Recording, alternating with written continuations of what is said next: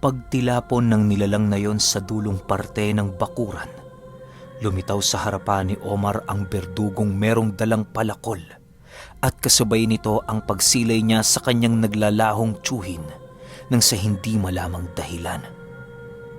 Bago ito tuluyang maglaho sa kanilang kinaroroonan, nagawa niya pa itong marinig na nagwiwika ng, "Omar, kayo na munang bahala rito pansamantala. Nararamdaman kong merong kakaiba sa mga aswang na ito at sa gabunang pinaglilingkuran nila. Babalik muna ako sa aking tahanan nang sa gayoy makakuha ng armas at tulong na ating kinakailangan." Kasabay ng pagwika nito, ay siya namang paglapit sa kanya ng kanyang ama at ang paglaho ng berdugong kanilang kasangga. Nang silang dalawa na lamang noon ang natira, bigla namang nagsisisigaw sa tuwa ang gabunan habang nagsasabi ng, "Paano na yan, Arnel? Iniwang ka na ng taong kasangga mo. Ngayon kayong dalawa na lamang ang natitira. Wala na kaming rason para mag-ingat at magdalawang isip pa. Bago kita tuluyang patayin ngayong gabing ito, sisiguraduhin ko sa iyong mauuna ang anak mo at ang asawa mo. Humanda ka, Arnel. Nagsisimula pa lang ang laban."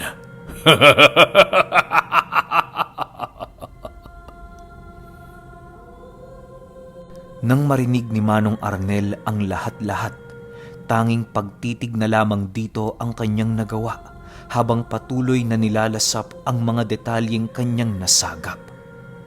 Maya-maya pa, buong tapang naman niyang sinagot ang gabunan sa naging pahayag nito. Anya, walang kabuluhan ng salita kung hindi yun ginagawa. Nang marinig ng taong lobo ang kanyang sinabi, muli itong tumitig sa kanya habang nagwiwika ng, "Arnel, kilala mo ang uri namin. Sa paglipas ng panahon, marami na kaming napatunayan. Hanggat maaari, iniiwasan kong magkasalubong ang ating mga landas. Ngunit kung sa isang maliit na bagay hindi mo kami mapagbibigyan, mukhang hindi na tama yan. Alalahanin mo, Arnel, bilang lang kayo at hukbo ang hawak ko." Dahil sa sinabi nito, mas lalo pang naghangad si Manong Arnel na wasakin ang grupo ng mga nilalang upang matuldukan ang mga kasamaang ginagawa nito sa kanilang baryo. Sa pagpapatuloy ng kanilang pag-uusap, doon niya napagtantong wala ng kabuluhan ang mga paksang kanilang tinatalakay. Bukod sa purong pagbabanta na ang ginagawa nito, hindi na rin magawang matanggap ni Manong Arnel ang mga masasamang salitang inihahayag ng gabunan ukol sa kanyang anak. Ilang minuto pa ang lumipas, wala na siyang nagawa kundi ang bunutin ang kanyang tabak habang inihahanda ang kanyang sarili. Pagsilay ng gabunan sa kanyang ginawa, bigla namang nagsiatungal ang mga baboy nitong kasama nang sa hindi malamang dahilan. Matapos yan, mabilisan din naman itong sumugod sa kanila ng walang pagdadalawang isip. Nang masipat ito ni Manong Arnel, agad naman niya itong sinalubong habang patuloy na sinasabihan ang kanyang anak ng, "Omar, manatili ka dyan. Kung tutulong ka, mas mainam na palipad hangin na lamang. Tawagin mo si Tiyo Balong mo para may makatuwang ako rito." Nang marinig ni Omar ang sinabi nito, tanging pagtango na lamang ang kanyang nagawa habang patuloy na umaatras sa kanyang kinatatayuan. Bagaman nagtataglay siya ng mga malalalim na aral sa ganoong edad, hindi pa rin kayang maisawalang bahala ng kanyang ama na bata pa siya at hindi pa sapat ang kanyang pisikal na lakas para kumaharap sa mga ganoong matataas na uri ng mga aswang. Magiging mapanganib din sa kanya ang labanang yon sapagkat wala siyang mahihingian ng tulong kung sakali mang malagay siya sa alanganing sitwasyon. Sa pagdating niya sa gilid ng kanilang tahanan, panay naman ang kanyang ginagawang pag-uusal para matawag ang kanyang tiyuhing nagpapahinga sa tahanan nito. Bagaman imposible para sa kanya ang bagay na yon, wala siyang magagawa kundi ito ay subukan. Tinawag na din niya noon ang engkantong isa sa pinakamalakas na kasangga ni Balong para naman kahit papaano'y magkaroon ng katuwang ang kanyang ama. Maya-maya pa, bigla namang napasigaw noon si Omar nang masipat niya ang kanyang amang sinunggaba ng 3 dambuhalang baboy na nagpalit ng anyo. Paghawak ng mga ito sa balikat ng kanyang ama, agad naman nila yung ibinalibag sa lupa ng walang pagdadalawang isip. Matapos yan, kitang-kita niyang naghihikahos tumayo ang kanyang ama dahil sa dami ng aswang na nakasunggab sa kanya. Ilang minuto pa ang lumipas, bigla namang nasipat ni Omar ang pagsunggab ng taong lobo at kasabay nito ang walang habas nitong pag-unday ng saksak sa kanyang ama. Sa 5 pag-unday nitong ginawa, 1 beses lamang tumagos sa baluti ng kanyang ama ang napakatalas nitong mga kuko. Dahil sa mga nangyari, bigla namang kinabahan si Omar, gawa ng alam niya sa kanyang sarili na nasa mapanganib na sitwasyon ang kanyang ama. Nang hindi na niya maatim ang mga kaganapang yon, tanging pagsigaw na lamang ang kanyang nagawa habang patuloy na nagpapakawala ng mga buhay na salita. Tay! Sigaw ni Omar habang mabilisang tumatakbo papalapit sa kanyang ama. Nang masipat naman siya ng iilang aswang na nasa paligid, mabilisan naman siya nitong sinugod alinsunod sa utos ng kanilang gabunan. Pag-ikot ng mga nilalang na yon sa kanyang kinaroroonan, bigla namang napansin ni Omar ang dahan-dahang pagkawala ng lakas ng kanyang katawan. Sa puntong yon, doon niya napagtanto na kaya nagawang matalo ng mga ito ang kanyang ama dahil sa natatangi nilang abilidad na kayang humigop ng lakas ng isang higlikas.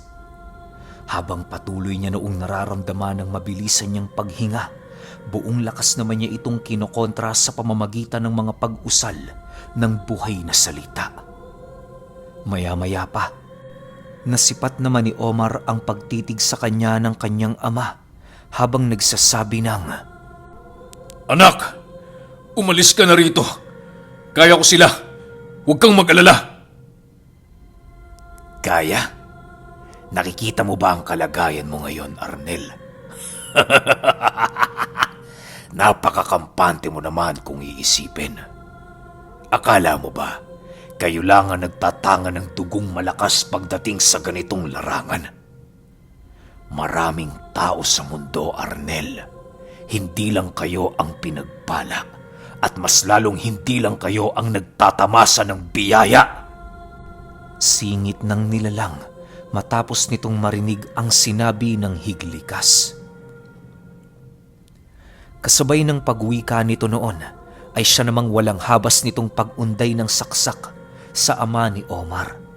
Halos napapasokan na ito ng dugo sa kabila ng mga pananggalang at proteksyon sa kanyang katawan.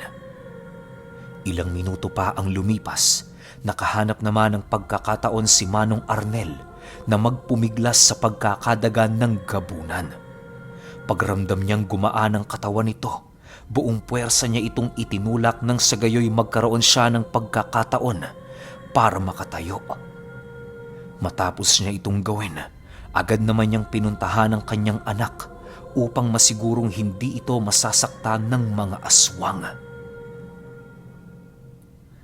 Sa pagdating niya sa kinaroroonan nito, labis-labis na lamang ang pasasalamat dito ni Manong Arnel, gawa ng nakaya nitong kaharapin ng mga nilalang na nagtataglay ng kanilang kahinaan.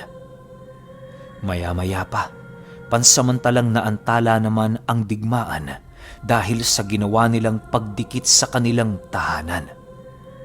Nang masipat naman noon ng gabunan ang lugar na kanilang kinaroroonan, tanging pagtitig at pagngisi na lamang ang nagawa nito habang nagsasabi ng, Nagulat ka ba, Arnel, sa kaya naming gawin? Hindi mo siguro inaasahang magtatangan kami ng mga kahinaan niyong higlikas, hindi ba? Sa loob ng ilang taong pananaliksik sa tribo ng mga aswang na aking pinuntahan, nagawa ko ring matuklasan ang inyong kahinaan. Hindi lang kayo ang naghahanda, Arnel, at mas lalong hindi lang kayo ang may kakayahang magtangan ng malalalim na karunungan. Sukang-suka na ako sa pangmamaliit ninyo sa aming uri, kung kaya't heto ako ngayon, nakahandang magbigay ng leksyon.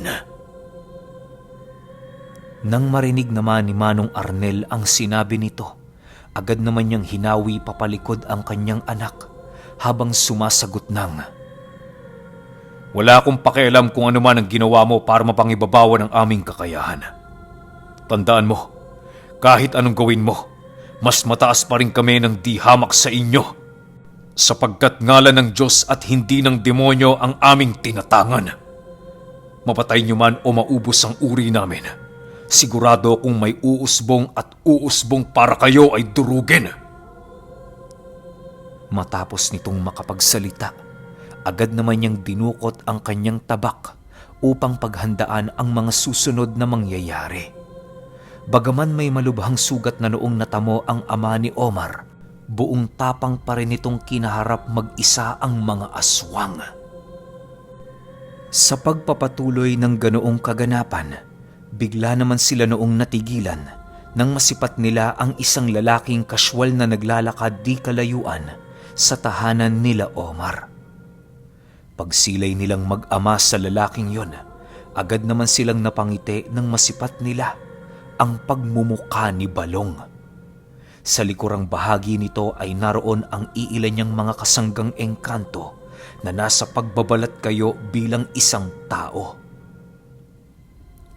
Nang makalapit na ito sa kanila, bigla naman itong tumigil sa likuran ng mga nilalang habang nagsasabi ng, Anong gusto ninyo? Ipagpatuloy ang labang ito? O kusa kayong aatras sa pamamahay ni Manong? Kasabay ng pag-uwi nito ay siya namang pagpalit anyo ng mga engkanto na kanyang kasama. Matapos itong masilayan ng mga aswang, bigla naman yung nakaramdam ng takot ng sa hindi malamang dahilan. Kahit anong tapang ang kanilang ipakita noon, hindi pa rin maipagkakaila ng kanilang mga pagmumuka ang labis na takot at pagkabahala. Kung hindi nyo kasi na itatanong, ang 5 engkantong kasama noon ni Balong ay mga hari ng iba't ibang lahi. Kahit unang beses pa lamang itong nasipat ng mga aswang, alam na kaagad nilang mga maharlikang itim na engkanto ang mga nilalang. Sa pagpapatuloy ng pagmamasid doon ni Omar, napansin niyang ang mga kasanggang engkanto noon ng kanyang tiyuhin ay kampanting nakaupo habang patuloy na pinagmamasdan ang kanilang mga kalaban. Nanlilisik din ang mga mata nito at meron itong malabuhanging usok na umiikot sa kanilang mga katawan. Kagaya din ng mga aswang, nagtataglay ito ng mapupulang mga mata, tanda ng kanilang pagiging angat sa lahat ng uri ng mga engkantong itim. Ayon kay Omar, bibihira ka lamang makasilay ng mga engkantong nasa panig ng kaliwa na nagtataglay ng ganoong uri ng mga mata. Sa makatuwid, nababase ang abilidad at kapangyarihan ng mga engkantong itim sa mga matang kanilang tinatangan. Matapos niya itong masilayan, kapansin-pansin din ng mga armas ng mga ito na nakasandal sa kanilang mga balikat. Maya-maya pa, bigla namang nabaling ang kanyang atensyon sa gabunan nang marinig niya itong sumagot ng, Kahit 10 hari pa ang dalhin mo, iho, hindi namin kayo aatrasan. Nang marinig ni Balong ang sinabi nito, agad naman niyang binulungan ng isang hari ng engkanto na nagtatanga ng espadang gawa sa ugat ng puno. Pagkawala nito sa kanyang likuran, mabilisan namang kumalas ang ulo ng baboy na kasalukuyang nakaharap sa kinatatayuan ni Omar. Pagbagsak nito sa lupa, laking gulat na lamang niya nang masipat niya ng malapitan ang isang hari ng engkantong itim. Habang pinagmamasdan niya ito, doon niya napagtantong merong palang kataasan ang ganoong uri ng nilalang.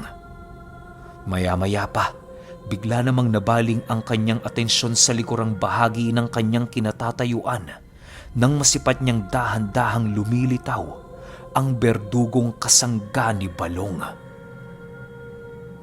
Pagsilay niya dito, agad naman itong nilusob ang iilang mga baboy na naroon sa loob ng kanilang bakuran.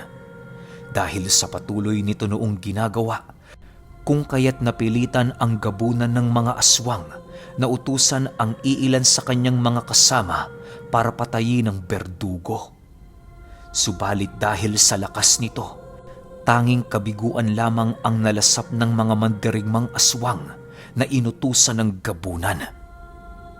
Maya-maya pa, ramdam na noon nila Omar ang pagsindak ng mga ito, gawa ng masyado ng maraming nalagas sa kanyang grupo. Ilang minuto pa ang lumipas, napilitan namang umatungal ang nilalang at kasabay nito ang mabilisan nitong pagsugod sa kinaroroonan ni Balong. Nang masipat naman ng tiyuhi ni Omar ang ginawa nito, napangisi lang naman ito habang kampanting hinihintay ang paglapit sa kanya ng gabunan. Segundo lang noon ang naging pagitan nang biglang salagin ni Balong ang mga nagsisitalasang kuko nito nang walang kahirap-hirap. Habang nakikipagbuno sila noon sa bawat isa, seryoso namang nagwika si Balong ng, Nakalimutan mo yatang may mga kasama ako.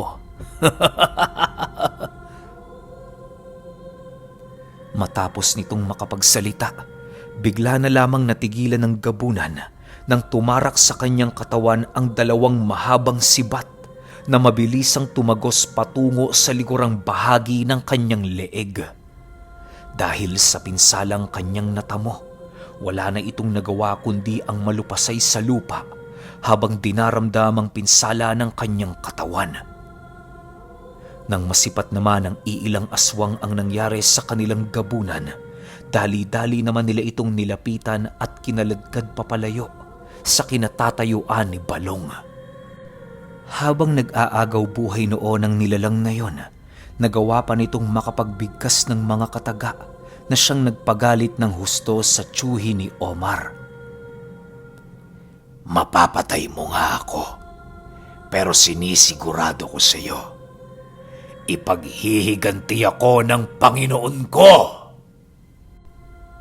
Matapos nitong makapagsalita, tuluyan na itong nawala ng buhay at kasabay nito ang pagsiiyakan ng mga aswang. Ilang minuto pa ang lumipas, bigla namang naglakad papalapit si Balong habang nagsasabi ng, Walang sino man sa inyo makakatakas sa lugar na ito. Nang marinig ito ng isang aswang, bigla naman itong humarap sa kanya habang patuloy na nagmamakaawa. Nakipagkasundo din ang nilalang na yun sa kanya na ipapalit niya ang kanyang buhay para sa kaligtasan ng iilan niyang mga kasama. Dahil sa tapang nitong ipinamalas kay Balong, kung kaya't binigyan niya ito ng pagkakataon para mapatunayan ang kanyang sarili. Matapos nila noong magkasundo, walang pagdadalawang isip namang nilaslas ng aswang na yon ang kanyang leeg sa harapan ni Balong. Dahil sa ginawa nito, wala nang nagawa ang tiyuhi ni Omar kundi ang sundin ng huling habilin ng nilalang. Sa paglayo ng mga ito sa kanilang tahanan, agad naman nilang nilapitan si Manong Arnel na nakaluhod sa lupa habang patuloy na iniinda ang malubhang pinsalang kanyang natamo. Tay, ayos ka lang ba? Kaya mo pa ba? Nag-aalalang tanong ni Omar paglapit niya sa kanyang ama. Huwag kang mag-alala, anak. Ayos lang ako. Salamat pala, Balong, dahil bumalik ka na mas maaga. Siguro kung nagkataong natagalan ka pa, ewan ko na lang kung ano nangyari sa aming dalawa. Nang marinig ito ni Balong, ngumiti lang naman ito sa kanya at humingi ng tawad. Nagpaliwanag din ito kung bakit iniwan niya ang mag-ama sa kalagitnaan ng digmaan na siya namang labis na naintindihan nila Omar. Ilang minuto pa ang lumipas, napagpasyahan naman nila noong pumasok na sa loob ng bahay para magamot ang sugat ni Manong Arnel. Kahit papaano, panatag noon ang kaisipan ng mag-ama sa kadahilanang alam nila sa kanilang mga sarili na isang mahusay na manggagamot din itong si Balong. Habang nakahiga ang ama ni Omar sa papag, nilapitan ito ng isang hari ng mga itim na engkanto habang nagbibigkas ng mga dialektong hindi nila maintindihan. Pagkarinig noon ni Balong, tawa lang naman ito ng tawa na parabang nakakatawa kung ano ang sinabi ng kanyang kasangga. Balong, ba't ka tumatawa? Naiintindihan mo ba ang sinasabi ng engkantong ito? Wika ni Manong Arnel. Siyempre naman, Manong. Naiintindihan ko sila. Sa tingin mo, ngayon lang ba kami nagkasama? Ang sabi niya sa'yo, magpagaling ka at magsanay. Hindi pa ang pinuno ng mga gabunan ng nakaharap natin kanina. Mukhang kinakalawang ka na, Manong Arnel ah. Pabirong sagot naman ni Balong. Nang marinig ni Manong Arnel ang sinabi nito, ngumiti lang naman siya habang dahan-dahang ibinabaling ang kanyang paningin sa kanyang asawa. Hindi na niya noon ninais pang sumagot sa kadahilanang kahit anong idahilan niya, aminado siyang hindi na siya makakapagsanay ng husto. Ilang oras pa ang lumipas, natapos na nga ang panggagamot sa kanya ni Balong. Sinabihan muna siya nitong magpahinga para naman kahit papaano mabawi niya ang kanyang lakas na nawala sa kanya kanina. Maya-maya pa, nang makatulog na ang ama ni Omar, agad namang lumabas ang magtsuhin para balikan ang lugar ng digmaan. Pagdating nila doon, bumungad sa kanila ang mga uka ng lupang pilit naghihilom dahil sa pag-aayos ng mga laman lupang nakatira doon.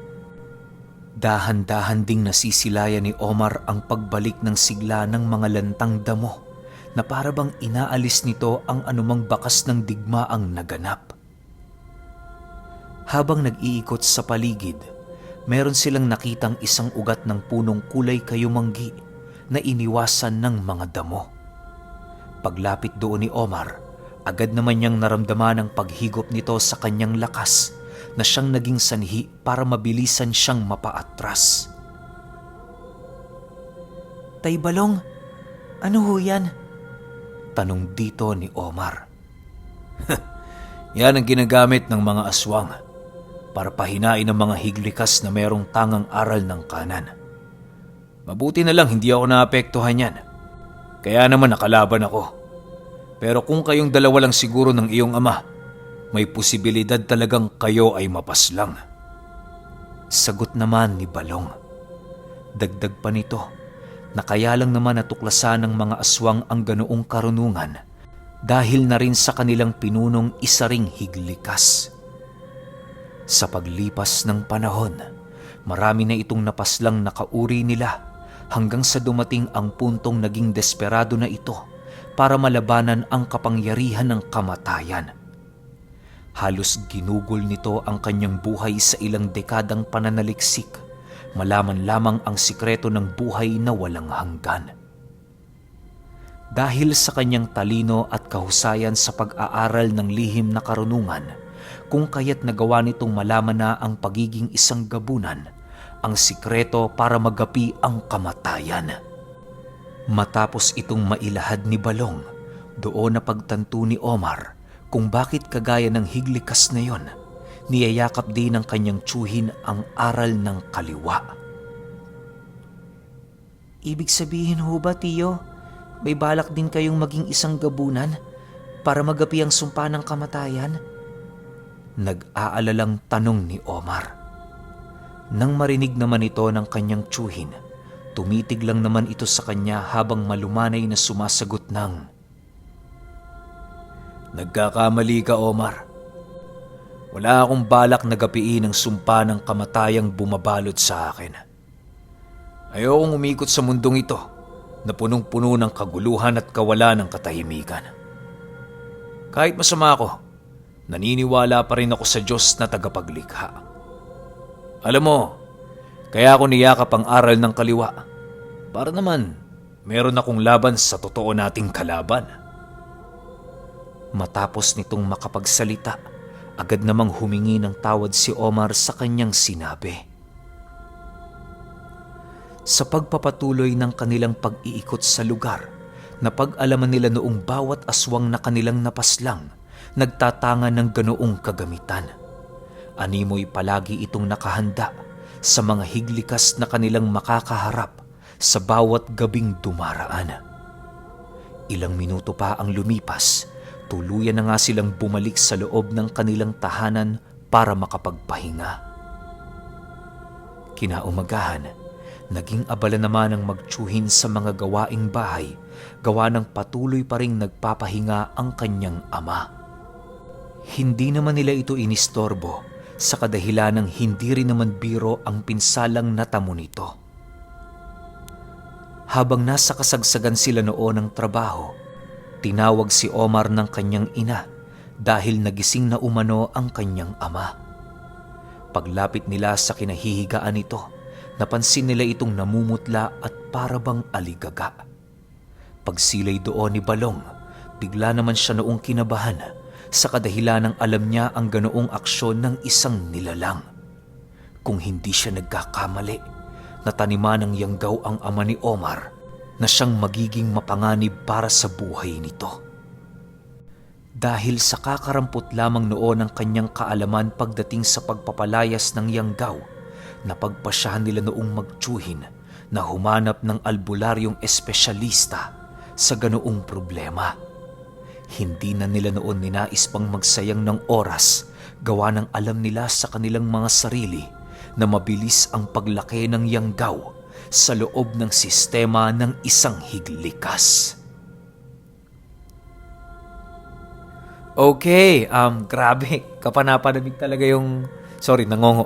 Kapanapanabik talaga yung mga susunod na parte nitong higlikas. Isipin ninyo, napakalakas ng tatay ni Omar, tapos bigla siyang mabibigyan ng yanggaw. Paano nangyari yun, di ba? Well, alam naman natin pare-parehas na may ginamit nga para humina itong mga higlikas na nasa kanan. Siguro nung ginamit yun, humina yung depensa at saka naipasok tong yanggaw. Isipin nyo kung gaano kalakas yung yanggaw na yun kung sakaling mapisayon sa loob ng katawan ng tatay ni Omar. Pero para wala na tayo maraming tanong tsaka hindi na ako masyadong madaldal, sunod kagad natin yung 8. Yun lang. Salamat.